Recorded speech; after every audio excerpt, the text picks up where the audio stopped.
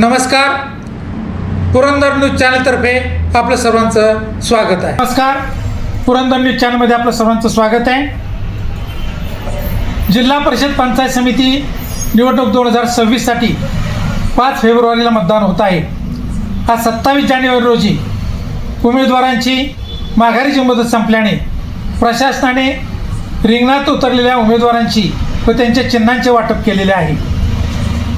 106 निराश्रित तक्रार अनुसूचित जाती महिला यासाठीचे उमेदवार पुढील प्रमाणे: कांबळे मोनिका स्वप्नील, मुक्काम पोस्ट नीरा यांना घड्याळ चिन्हाचे वाटप करण्यात आलेले आहे।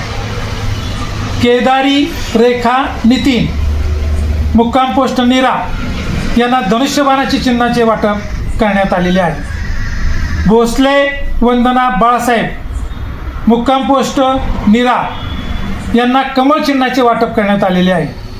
सोनवणे गीता शुद्धोदन, मुक्काम पोस्ट पिंपरे यांना हात चिन्हाचे वाटप करण्यात आलेले आहे। भोसले अर्चना देवीदास, मुक्काम पोस्ट वाल्हे यांना फुटबॉल या चिन्हाचे वाटप करण्यात आलेले आहे।